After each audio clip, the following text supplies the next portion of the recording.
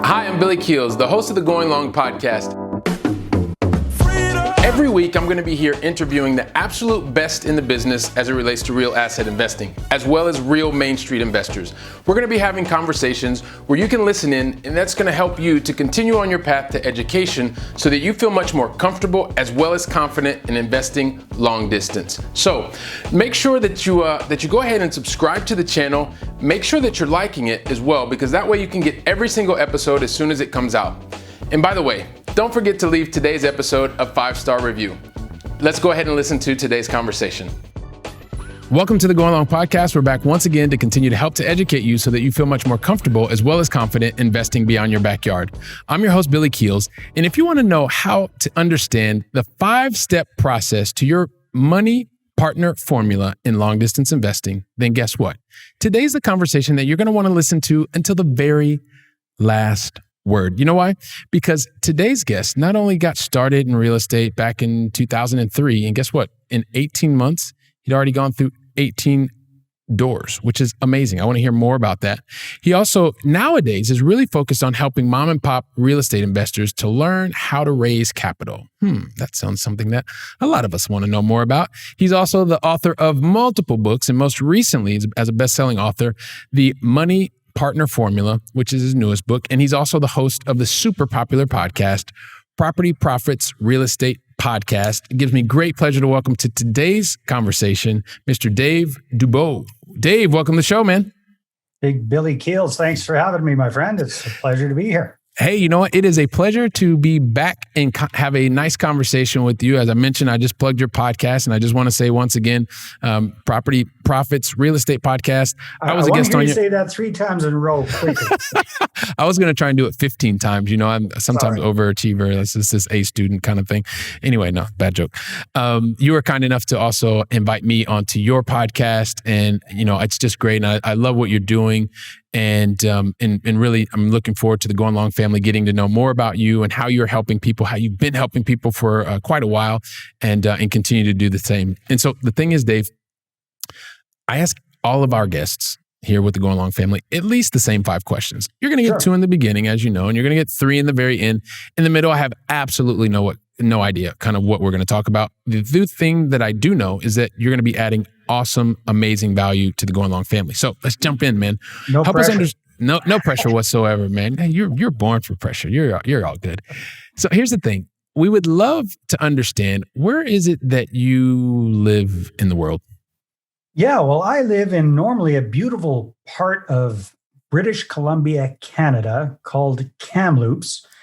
And unfortunately, I'm looking out the window right now at a face full of smoke, because as we're filming this, it's forest fire season here in Canada. We're having a particularly bad year. And as I was telling you before we pressed record, we actually have 255 active forest fires going on just in my province right now. And my town happens to be right in the middle of that. So it's smoky, man.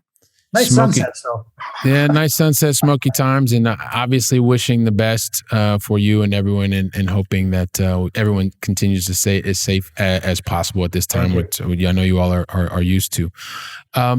So perfect. So helping us understand Kamloops in British Columbia, beautiful, beautiful place. And the other thing is, speaking of which, I'd like to help us get started with some positivity. So Dave, what's the most positive thing that's happened to you in the last 24 hours? Oh, man, there are so many cool things going on, Billy. I tell you what, you know what? Off the top of my head, I'm getting started on a brand new website revamp, actually a website creation right from scratch. So found a good website person. They're going to be putting that together for me. So that's a positive thing on the business side of things. Lots of positive things going on family-wise and personal-wise, but let's stick to one. All right, perfect. And as someone who is in that kind of track as well, every single day that you see that progress is being made towards the new revamp is always something that's positive. So thanks for sharing that with me and the Going Long family. And you know what, Dave, I try to do my best in like the first 10, 15 seconds, something like that is what I give myself to tell more about you so we can connect with you. But it's like almost impossible, man. And you have done so many amazing things, even real estate investing wise, raising capital wise. And even before that, lots of the writing and stuff like that. I don't want to go too much because I want you to tell the story. But can you please do the entire Going Long family a favor and help us to get to know you a bit better by telling us your backstory. And also, if you could take a couple seconds to talk about maybe some of the major decisions that you made to get to this point in your journey, and then you and I will take it from there. Well, thanks, Billy. So when I graduated way back in 1990 from university, and I was definitely not an A student, did not have a bunch of job offers, falling at my feet. So I decided to go see a bit of the world and started traveling, spent 2.5 years traveling around Latin America, ended up in a little country called Costa Rica, fell in love with the country, fell in love with a specific person in that country. And at age, whatever it was, 24, I decided, hey, what the heck? I'm going to plant my flag here and I'm going to start a business. Now, Billy, I did not take business in school. I barely scraped through a psychology degree of all things, for crying out loud. And there was illegal alien living illegally in Latin America. That's kind of a weird thing. I had about $1,000 to my name, clueless, no business experience, nothing. But by hook and by crook, I made a go of it. I started a language training company. So I like to say we taught Costa Ricans how to speak English gooder, and did that for about 10 years, and got married to a Costa Rican, had 2 little Costa Rican kids, and life was pretty good. We built up a nice lifestyle. You know what it's like sometimes living outside of North America. If you got a middle-class lifestyle, that means you can have maids and gardeners and gated communities and all this kind of stuff. Yeah. And then fast forward to 2003, we said, okay, time to go back to Canada. And everybody goes, Dave, why? Well, here's the thing. When you are a pasty-faced white person like I am living in Latin America, whether you have a lot of money or not, everybody assumes that you do. There's a bit of a target on your back and that of your family. And nasty things like being kidnapped and held for ransom do happen. Not that often in Costa Rica, but I know 2 people it did happen to. Wow. Doesn't happen very often in Kamloops, British Columbia. Yeah. I wonder why that is. Yeah. So we decided, you don't realize what you got till you're away for a while. So we decided to move to Canada. We also thought, hey, you know what? This is a better place for our kids to grow up, go to school, all that kind of stuff. So packed up, lock, stock, and barrel, moved to Canada in 2003. But now 10 years had gone, no, actually almost 14 years had gone by since I'd actually lived full-time in Canada. So I didn't have bad credit. I had no credit. I hadn't been able to sell my business, so I didn't have very much money. We went from that nice upper middle-class lifestyle to living in a crappy rental on the bad side of the tracks. And, it was a matter of what am I going to do next? And that's when I saw one of those infamous late night infomercials. You too can get rich in real estate with little or no money down. I said, perfect. That's what I got. Little or no money down and no credit. So I sent away for the course. It was an American guru, and I'm up here in Canada, so I had to kind of Canadianize things a little bit, but it's all the same stuff. And that's when I did my initial kick of the can with 18 deals in 18 months, which sounds really impressive, Billy. You got to realize a couple of those deals were really cool and impressive, but most of them were just little, bread and butter type, mobile home type deals that make a few $1,000 here or there. It was basically a way of making a living. So I did that for about 2 years, give or take. Awesome.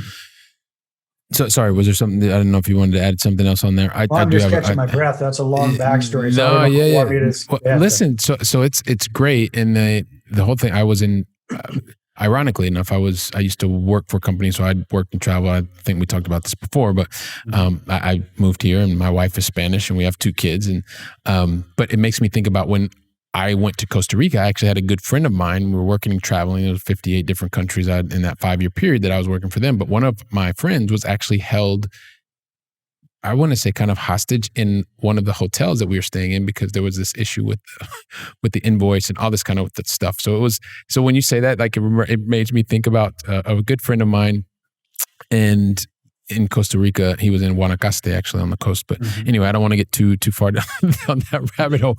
But one thing that I would say, Dave, is that you said it doesn't sound that impressive. 18 deals, 18 months. But there's so many things, and I guess I'm just curious as to kind of what you'd like to see, because I know that there's so many people that will buy the late night infomercial courses, or they will listen to a bunch of podcasts, or they will watch a bunch of YouTube videos, and they will talk to all their friends, and they will read all the books, but they don't ever take action. Mhm. And so I'm just curious if, number one, if you've come across lots of people that know everything, but they haven't actually taken action, and kind of what you do or how you can help that person, because it is impressive, right? Even you can make your first purchase or whatever it is, because you're doing a lot more than most people do. So I'm curious what your thoughts are now that you're helping and impacting so many people. Yeah, you know what? That's a really good point, Billy. And I think it's just so easy in the Western world to get fat and lazy. And I don't mean that physically, although that tends to happen too, mentally, right? Yeah. So one of the big advantages I had with that whole Costa Rica experience was that whole sense of adventure in a certain way, and being willing to throw my hat in the ring and do something that most people won't. So it didn't even seem all that weird to me to do this brand new thing that I'd never done before, because that's exactly what I had done before. Mhm. Plus, it was a similar situation. My back was against the wall. I didn't really have any plan B. Mhm. Working at McDonald's was about the next thing I was qualified for. So it's like, okay, I gotta figure this out. I gotta do something. I gotta take massive action now. So the biggest challenge I see with people that know everything and do nothing is they don't have a big enough why. And I know that gets overused, but it's true, right? It's just they're too comfortable with where they're at. There's not enough pain in their personal life and their psyche to get off their rusty dusty and actually take some action. And how to solve that? You know what? I don't really know the answer to that until you've really dialed in your bigger purpose, until that whatever that spark is that just gets you to go, you know what, enough's enough. I've had enough of whatever I'm doing, or I am finally ready to get into this. That's where I see the biggest spark, is where people are just so dissatisfied with their current status quo that they say, screw it, I need to do something different, and I need to do it now. And then, the heavens sing, so to speak. It's amazing what you can accomplish. I'm not saying it's easy. It just comes a lot faster. And that's what I see over and over again, Billy. Yeah, and I appreciate you highlighting that. And it's one of those things, I think it's Tony Robbins, or at least the people say attribute it to Tony Robbins. Either you're running towards something pleasurable, or you're running away from something that causes you pain. And I'm paraphrasing. But you got to be running. Yeah, exactly. Well, so right? exactly. And so here, this is the whole point. Regardless, and it doesn't necessarily mean that you're in a terrible situation, but you want to be able to change whatever your current situation is, which is to your point. And so you've got to cling on to that why, so that, and it's not just about money. Like you're just thinking, you just made a move from Costa Rica back to Canada. You had 2 mouths to feed, a wife, and you were like, you made a life choice, and that's not something that you should take lightly, or that you did take lightly. And so as a result, you were in the zone and understood really why you wanted to be able to take massive action. Coming back to that. Yeah. So one of the things that also too, because I want us to get to this thing around capital raising, but there's a couple of things that we love talking about here in the Going Long podcast. I mean, most of us have at some point in time come across that little purple book, and then that takes you down this rabbit hole of reading a whole bunch of either the other purple books or other books around real estate, right? And so I kind of did both. I started all those purple books, and then the bunch of other real estate books. And the thing that kept happening, Dave, is I kept reading these books, and either it said it expressly, or it kind of indirectly said, like, wherever you're going to invest your money, like, you stay in that place, because you need to be the good landlord. You need to be able to check on your properties. You need to be able to make sure that you can do this if you want to earn those $200 to $300 a month. Right. I fundamentally don't believe that. Right. Well, I just don't believe obviously. it. Yeah, exactly. Right. Because I live in Barcelona, Spain, and I've been investing exclusively in the United States. And a lot of our guests also have that in common. Like this whole thing of, you don't have to invest beyond your backyard. But I also realize, Dave, that it's a very small minority of us that do that. Mm-hmm. And so, because I have you here, and I know that you've also invested beyond your backyard, just to give us some more insight as to what was the reason that you decided to invest beyond your backyard at the point in time that you were actually doing that.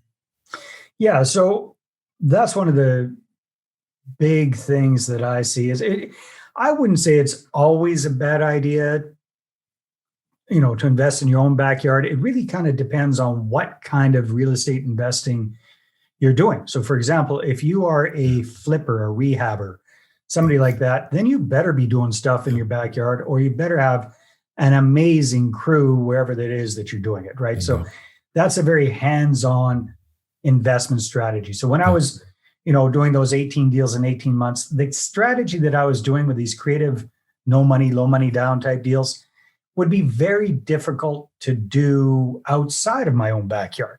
Now that limited me, right? That limited my scope, but it also helped me to narrow my focus when it came to marketing and all this kind of stuff. Now, fast forward a few years. So the first couple of strategies I did were backyard kind of strategies.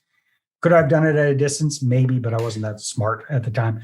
But where I started investing at a distance was at the point in time where I realized, Billy, that, and I know this is sacrilegious to say on a real estate show, I'm not a very good real estate investor myself. Like as an active investor, I enjoy the thrill of the hunt. I enjoy finding the deal. I enjoy kind of getting things set up. I get massively bored and ineffective dealing with tenants and toilets. So the management side of things, the prolonged side of things, that's not my strong suit. So what I do these days is I partner up with folks that are really good at that stuff. I bring capital to the table, and I invest more as a passive partner these days than as an active partner. So to me, I don't care where the deal is. In fact, at this point, I don't have any properties in my own backyard. They are all in Canada, but they're in different provinces, which if you're familiar with Canada, that's can be the equivalent of across Europe. So, that's my focus these days are who am I partnering up with? Yeah. And then also what are the fundamentals of the deal itself? Yeah, and love that. So really, who are you partnering up with? The fundamentals of the specific opportunity or the deal, right. And that really aligns with what we're talking about here. But I guess the thing that I always like for us to be able to talk and share with the Going Long family is everyone's reasons are different. There is no one reason. The one thing that I consistently hear, and also that the Going Long family consistently hears, is, as you just called it today, it depends on the crew or the team that you're going to put in the specific place, right? If you are in some places and you're flipping, and you and I probably are, I know we both know people that try to do that remotely. There are certain types of real assets, right? Because we talk about a lot more than just real estate here. Because I invest in a lot more stuff than just real estate, but they're all tangible assets. So no matter what asset you're involved in, number one, you've got to be clear on what it is, right? Dave, I mean, you need to understand, what do you want it to be? Cash flow? Do you want it to be tax benefits? Or what are you looking for? And then afterwards, go to the location that is going to give you the highest probability of finding that. Afterwards, and to your point, it's then about the team or the crew that you have that understands the location, that they have an ecosystem in place, and they're going to be the team that's going to help you get the highest probability of whatever result that you're looking for. And then afterwards, the opportunity or the deal, it doesn't really matter because everything else is aligned. And so you can sit anywhere you want. You can be in British Columbia, you can be in Spain and invest in wherever, in San Jose, Costa Rica, if we wanted to do something like that. So exactly. Love how you broke that down for us, and also helped to give us the differential between if you're someone who's going to be doing this actively and or doing this passively. And because we have a lot of people here that are sales executives, primarily, a lot of them are business owners and things like that love doing what they do. And at the same time, they're kind of like, well, I don't like my money just sitting in the bank. I want to be able to do something else. And so you talked about the active part, and now I talked about the passive part. And I know you have this not new, but there's this passion that you have really about helping people to be able to understand the fundamentals around raising capital. Now, we talk about that a lot. Would love to understand kind of where did that, I don't know if Genesis is the right word, or when were you aware, like, this is what you really wanted to be able to do? This is really your sweet spot, and you can help other people in this way. After I crashed and burned in a spectacular fashion. That's you can't just leave us there. You got to unpack that. We got to unpack this one. Talk to us about what. Well, I don't know how spectacular it was, but so I did those 18 deals in 18 months. Took a few years off from active real estate investing, Billy. Then when I got back into it in about 2010, I started doing a strategy where basically we would buy a house for a tenant and then rent to own the property to them for 2 to 3 years while we helped them get qualified for financing to buy it from us at the end of that time. So that strategy is called rent to own, or tenant first rent to own. And at that point, I had a few bucks. I'd built up credit. So I was able to self-finance my first couple of deals, like most people do, right? Then I hit the wall, ran out of cash, ran out of credit. And of course, that's when the perfect tenant buyer landed in my lap. And we went out, we found them a nice house, got it under contract. I had 2 weeks to remove subjects on that property. And that's when I started scrambling, trying to raise capital, because, I'd heard all these real estate gurus say, hey, you know what? If you find a good deal, the money will magically fall out of the sky and come to you. Okay. Find a good deal, the money will find you. Well, that sounds really good, when you hear it on a podcast or you hear that, read that in a book. However, reality is a little bit different. You have to do something, right? So it's not the secret where it just appears, right? Yeah. So I'd also heard, you know what, Dave, if you want to raise money fast, do this. Pick up this phone and start dialing. See if you can fill in the blank there. Dialing for what? I think it's depending on where you live, it could be euros or dollars, but typically dollars. Yeah. Yeah, dialing. It's kind of has a little grimy sense of dialing for dollars, cold calling. So Billy, I'd never really done that before, but I gave it a try, and I called and got rejected, called, rejected, called, rejection. I'd love to say I ground through hundreds of calls and raised the cow. I didn't. I probably went through 10, maybe a dozen calls max. And then my fragile little ego could not handle that much rejection. So I quit calling. Then I also heard, you know what, if you got a deal, go out and turn every conversation into a real estate conversation. Have you heard that expression before? Yeah. Yes. So use your 30-second commercial, your elevator pitch. Go out there and network and schmooze with people. So I did. I went out to the local Chamber of Commerce, BNI, Toastmasters, wherever they let me in the door with my business cards, schmoozed up a storm, raised zero capital. So by this time, I'm really sweating. I'm running out of time. Got a 1-week extension on the property, and then came up with a brilliant idea, what I thought was a brilliant idea. Part of it was pretty smart. And that was, hey, you know what? I know quite a few people. What if I create a target group of potential investors and let them know about this deal? So I put together a list of about 200 people. And I said, you know what? This is such a good deal. If enough people see it, it's going to sell itself. So I put together a little PDF overview of the deal, and I emailed that out to all 200 of these people, went to bed that night, got up the next morning, and voila, I had a number of email replies in my inbox. I'm going, yay! I finally figured out something that works, until I started opening up the emails, and they basically said, Dave, I haven't heard from you in forever. Right. And here you are hitting me up for money for a deal. Take a hike or some version thereof. Bottom line, lost that deal, ticked off my tenant buyer. They'd given me a $10,000 deposit. That obviously had to go back to them. Yeah. Ticked off the seller, ticked off the realtor, the mortgage broker, everybody. And I'm in a fairly small town, so I had some major egg on my face. But here was the worst part of it all. I turned off a lot of really good prospective investors, joint venture partners, money partners, whatever you want to call them, because I was so clumsy about how I went about doing this. So after I, licked my wounds for a few days and felt sorry for myself, I gave my head a shake and I said, you know what? Trying to do it this way sucks. And most of what I was reading about raising capital was about getting better at dialing for dollars, get better at networking and schmoozing, get better at this kind of stuff. And I said, I don't want to get better at that. That stuff sucks. Why don't I see if I can figure out a way to apply intelligent marketing, which I knew a thing or two about, to raising capital and turn it around? Instead of me chasing after investors, what if I could get investors coming to me? I won't say chasing me, but let's say I can get investors coming to me, reaching out to me about the deal, because that conversation is a complete 180, which I'm sure you've seen over and over again, Billy. The difference between you actively pursuing somebody versus somebody coming to you. So that's how I came up with this 5-step money partner formula.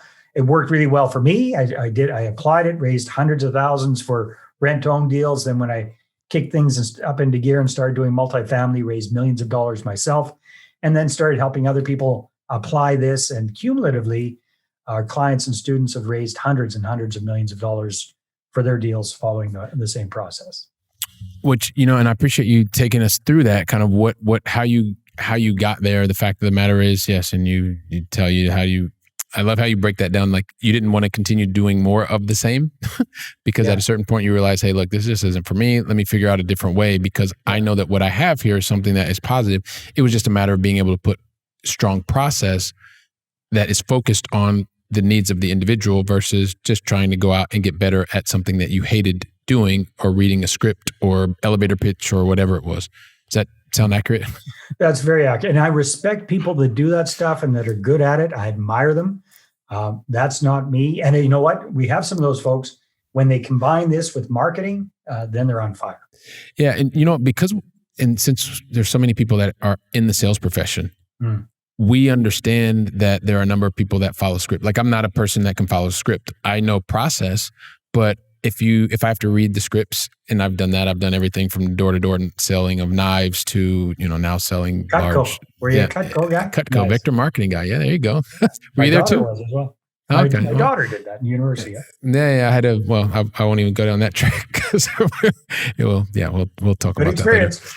No, yeah, it was a great experience. It was definitely a great experience walking door to door with knives. That just also tells a little bit how old I am. That would never happen nowadays.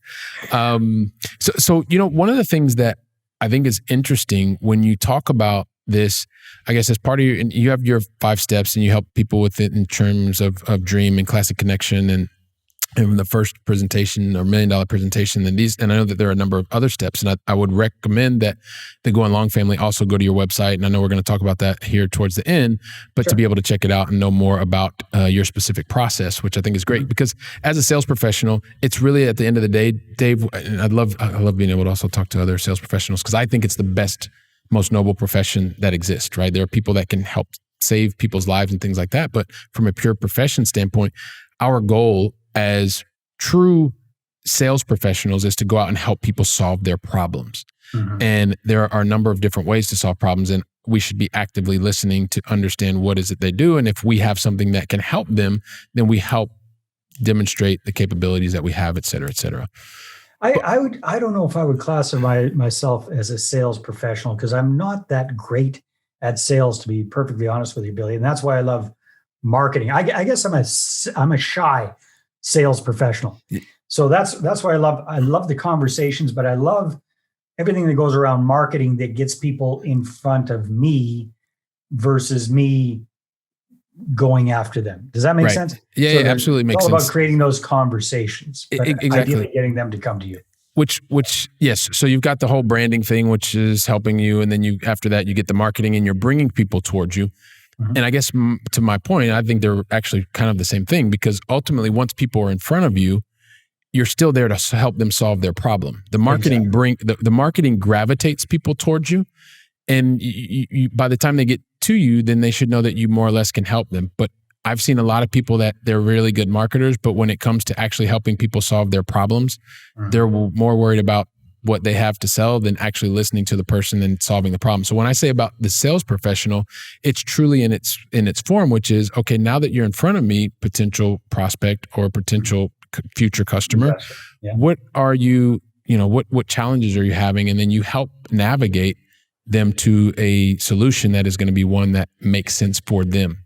If I say from a sales professional perspective, it's presenting solutions that will make sense for the individual. Does that make sense? Yeah, and I guess my perspective when it comes to raising capital might be a little bit different but it all depends on what you're doing. So quite often the people that we're working with, the real estate entrepreneur that we're working with is doing one particular kind of thing, one particular way. So it's kind of, they don't have a whole menu of different options to be able to offer to the other person. So what we're actually trying to get them to do or accomplish for them is get people coming to them already pre-educated about what they do, pre-motivated, ideally a little bit pre-qualified and even predisposed. So they already get the gist of what's going on. They just want a few more details, but they're almost, I wouldn't say pre-sold on the idea, but that's where we're trying to get. So we do want to help people. That's what it's all about. This is what this business is all about.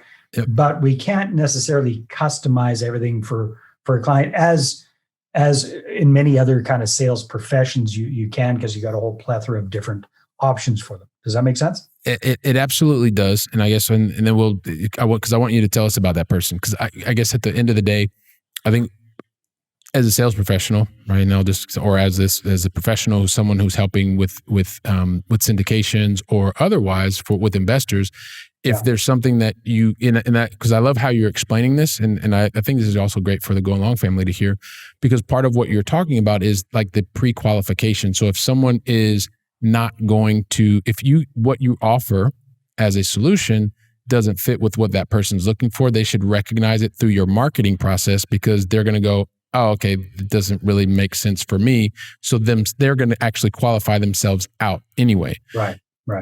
The people, as they move closer and closer to you, and it's the solution that you offer, not that you have to offer 15 different solutions, but that whatever it is that you offer, you offer. But if you don't have something that someone can offer, then you're probably also going to tell that person, hey, you know what? You really want to be able to fly over the moon, and what we can offer you is a skateboard. And so you're going to not be able to do that. I don't know how you actually got here with me, but you know what I mean? So that's kind of I guess that's kind of the way I see it. But listen, so talk to us about who is that person that you are, that you're helping before we get into the Going Long final three. Who is, sorry. Yeah. So who is the person that you talked about it before? Like, so who is the person that you are typically helping today through your capital raising? Okay, so my target market for my business are what I call mom and pop real estate entrepreneurs, people that are actively doing deals, but they've run out of cash or credit to do more deals. And now they want to start raising capital, but they don't quite know where to begin, right? So they tend to make a lot of mistakes off the get-go, like I did back in the day. We help them get launched with raising capital, and we help them target their ideal investors right from the get-go to get the low-hanging financial fruit the fastest. That's who we're really working with. Okay, love that. Yeah. So what you're helping people do is don't make the same mistakes you were making. You've saved them. You're going to help to collapse timeframes for them, and also be able to get to the goals that they're really looking for in terms of raising capital.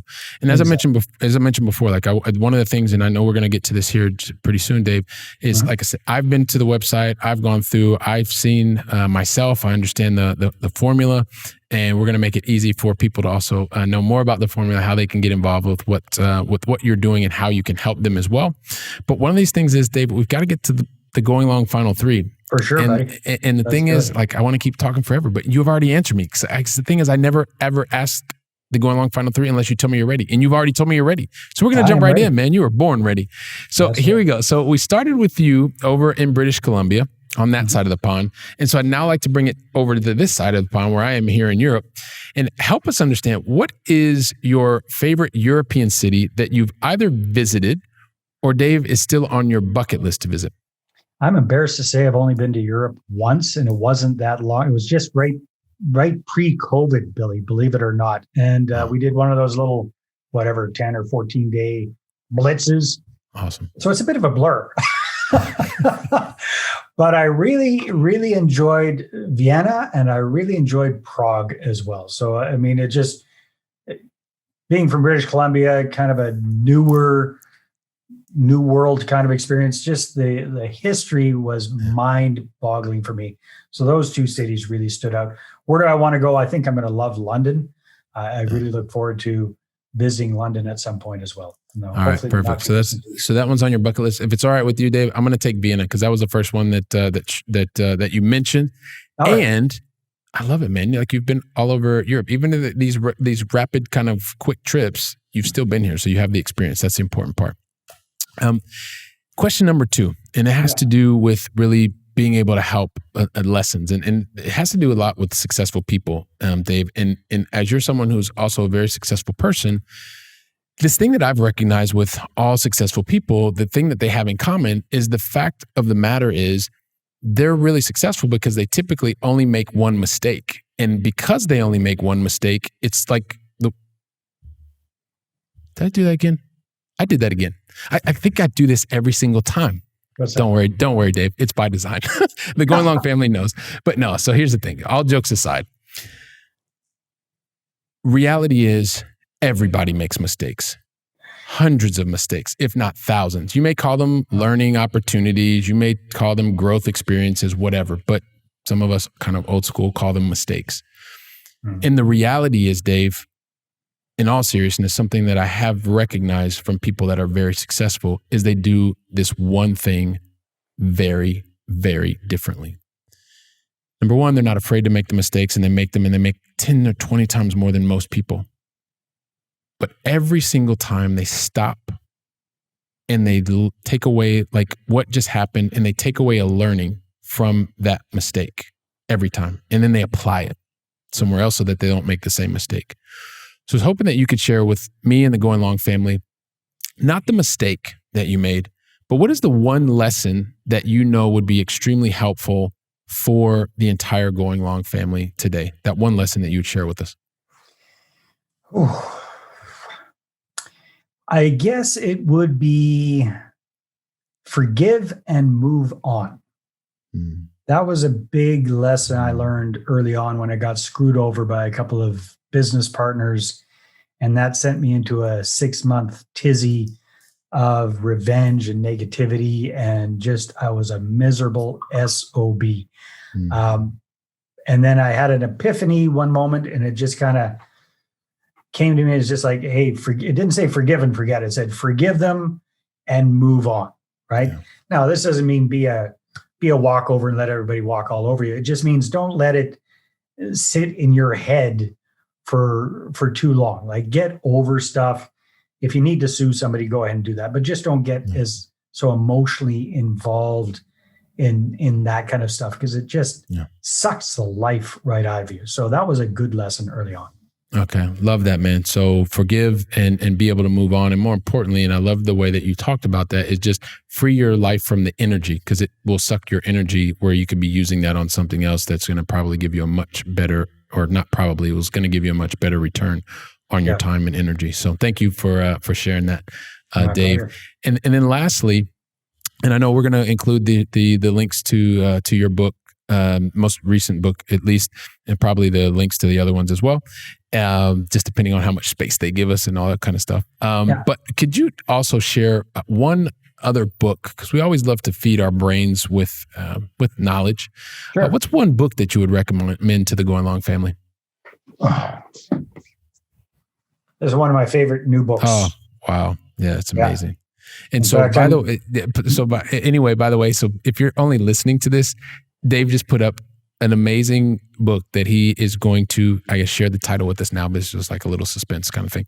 So it is, yes, Dave, please share the book that you just shared for everyone that is listening on the Running on the Treadmill or whatever. Yeah. Who, Not How by Dan Sullivan and Ben Hardy. That's the book. So it really is a paradigm shifter for me anyhow. Yeah. So Dan Sullivan, Dr. Ben Hardy.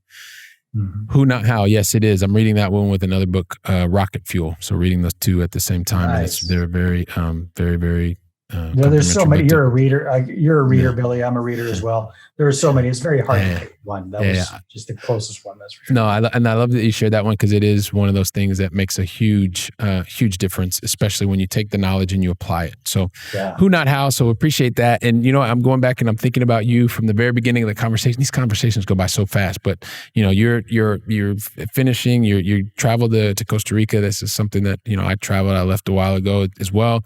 You ended up sticking around. You meet this wonderful person, you get married, you have 2 kids, and then all of a sudden, you're kind of thinking to yourself, even though we love it here, this may not be the best thing for us. So you decide to move back to Canada. Life choice, clear on why, run into some challenges, get these late night infomercial that sets you into this new direction. You take massive action, 18 months, 18 transactions.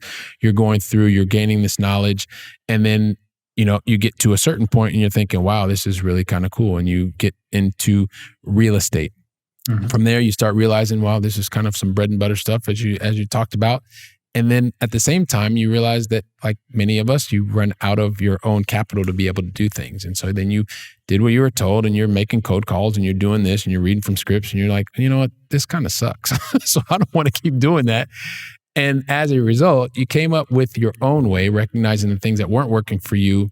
You were able to put it together, help be able to blend not just the marketing aspect, but having that marketing helping you get to the right people that you are then able to best help. And you've put that into your own formula, and you're now consistently helping other people, especially as you talked about the mom and pop investor, really to get clear, to not make the same mistakes that you did, sharing your lessons so that they can get to their goals much faster.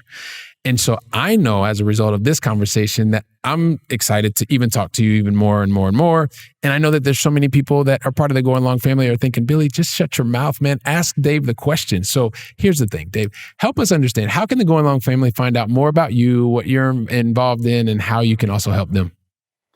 Well, thanks, Billy. So if your followers are interested in taking a deep dive into what I call my 5-step money partner formula, probably the best thing to do is join me for a full day virtual workshop via Zoom. So it's live via Zoom, where we'll spend 8 solid hours going through the whole process. If you're a diehard do-it-yourself kind of person, you're going to have all the knowledge that you need to start taking action. What we do is we teach you everything, and then we offer you the big red easy button, and that is for our company to set everything up for you, because that's really what I have. Is I have a boutique marketing agency where we implement all of this cool stuff to make this whole process work for you. So if people are interested in doing that, the best way to do it, Billy, is go to investorattractionworkshop.com. And then if you use the discount code Billy, then thanks to our good friend here, Billy Keels, you'll get a 50% discount off your ticket price, which is already pretty reasonable. But you get 50% off using that discount code Billy. So again, investorattractionworkshop.com, discount code Billy, and then you can spend a solid 8 hours with us and really dial in this raising capital process. Fantastic. Well, Dave, thank you very much. And Going Long family, we're also going to include all of the ways to contact Dave, the workshop that he's talked about, the 8-hour session, and we'll include that in the show notes to make it really easy for you. So all you have to do is click a button and you can find all the information out. So listen, Dave, it's been great catching up with you again, man. I really want to thank you so much for investing your time with me and the entire Going Long family today. Thank you. Thank you, Billy. It's been a pleasure. All right, perfect. And Dave, if you can give me just like a minute and a half, just want to say some final words to the Going Long family. Really quickly, Going Long family, I mean, look, just once again, Dave was able to add so much value, sharing his stories, helping you to once again get more into the mindset, being also able to help understand how, by learning from the mistakes that Dave made in the past, you can now benefit from that so that you can get closer to your goals faster, really focusing a lot on his real estate experience, also being able to help you to raise more capital. And you know somebody, at least 2 to 3 people that need to hear today's conversation. So just do yourself and do the people that you know need to hear today's session. Just take your phone out of your pocket for a second and just share today's episode with those 2 or 3 people that you know that need to hear it. And by the way, since you have your phone out already, do yourself a favor. And also, if you could help us to make sure that we continue to get the quality guests onto the show, and also make sure that the podcast is delivering what you really want, take a couple seconds just to leave an honest written review, as well as a rating, something that we go through every single podcast, every single show, to make sure that we're continuing to bring you fantastic content and wonderful guests like Dave. And so, listen, I'm really looking forward to welcoming you back on the very next conversation. And until then, go out and make it a great day. And thank you very much. Wow, don't you love hearing from top-notch experts in the field? You know, when I was getting started, I really wish that I would have had access to such experts. And even more, I wish they would have given me like a really simple list of things to follow so that I could have gotten to my goals much faster and been much happier even sooner. So that's why I've created for you the 7 things that you should avoid in order to be successful in long-distance investing. And you can pick that up really easily by going to billykeels.com/7 things to avoid. And also, if you liked today's episode, don't forget to leave a 5-star review. I'm looking forward to seeing you on our very next episode, so go out and make it a great day.